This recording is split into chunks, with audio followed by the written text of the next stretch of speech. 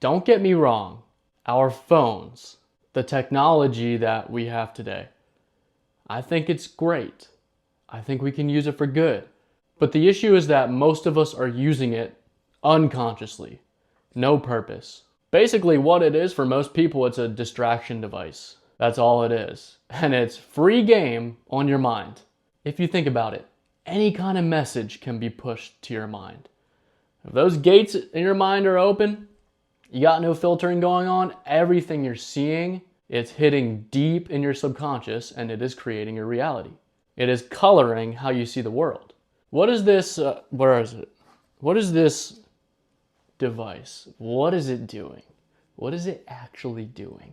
I swear, if you are not careful, and I do not want to spread fear, but when you open this thing up, let's say I'm going to check the weather or something, or I'm going to text someone. It is so easy to get distracted. It's so easy to go down rabbit holes. If you ever get trapped on like reels, like Instagram or Facebook reels, obviously TikTok is a huge thing. I don't use TikTok, but yes, there is good to TikTok. But if you kind of sit back and observe what is going on, observe how you feel after you take in certain content.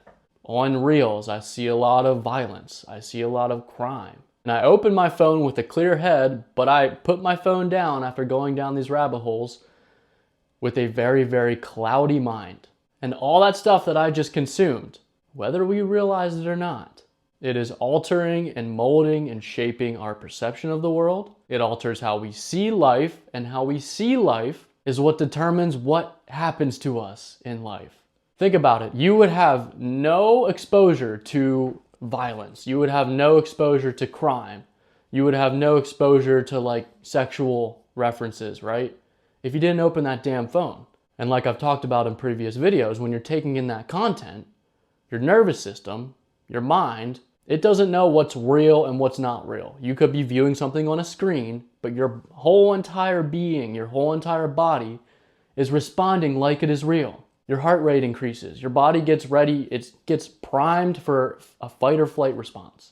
I always see tons of videos of car accidents on there. It's like you were living the car accident while you're not even in the car accident. It's just there's so many things today, and I chose a long time ago to remove myself from conspiracy theories. Yes, I want to know the truth, but I don't believe that giving all of our focus and all of our attention to these conspiracy theories is very productive. We got to find solutions. But damn, when you just sit back and you observe the subliminal messaging that's pushed on us, and honestly, we're just not smart enough. None of us are smart enough to really be aware of it when it's happening, and we're not really smart enough to combat against it. Whatever we're watching, like you literally get in a trance state when you're scrolling on social media. It's the same thing as watching TV. You literally get hypnotized.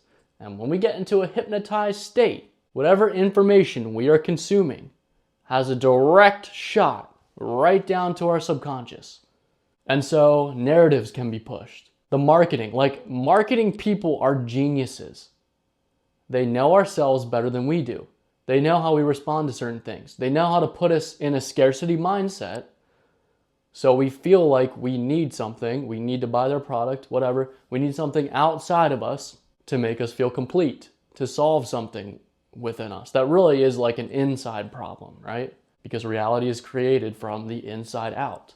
But it's like these devices, like the news, whatever media, is so good at knowing how to manipulate our internal realm. And anything that is pushing fear, don't trust it. Anything political, I don't care what's happening. I feel, my belief is that it's all happening to create a fear-like state within us. And when we are in a fear state, we are limited. We are in survival mode. You know what I also see when it comes to fear? I see the weather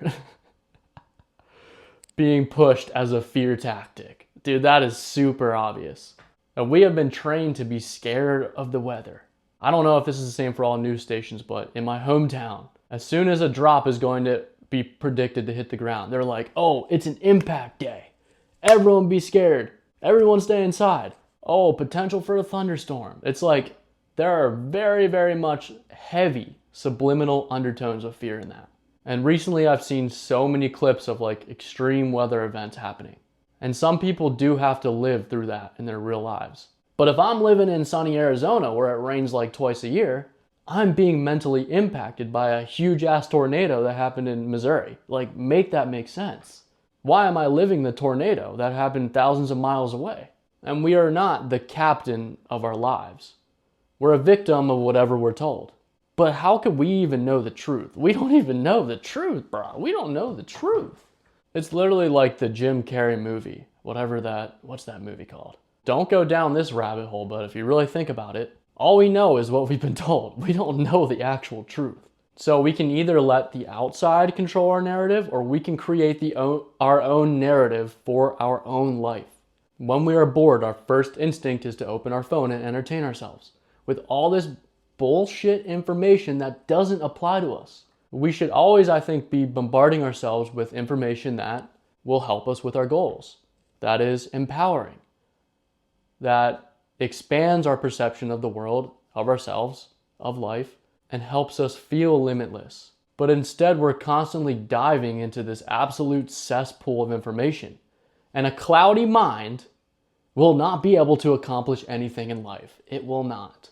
If your focus is shot, how are you going to focus on a goal? How are you truly going to focus on your intentions when your mind is turbulent as hell? Like, we really got to safeguard and filter the information that we allow ourselves to face.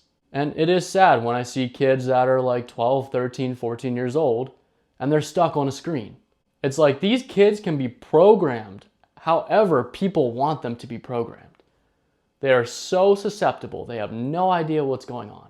They can be fed anything. And that's the thing. Everything is subliminal. It's not going to be that obvious.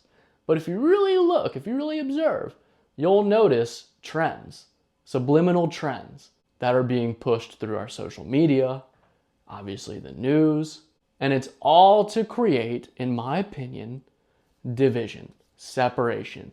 We're like these damn ants or whatever. We're like these test monkeys.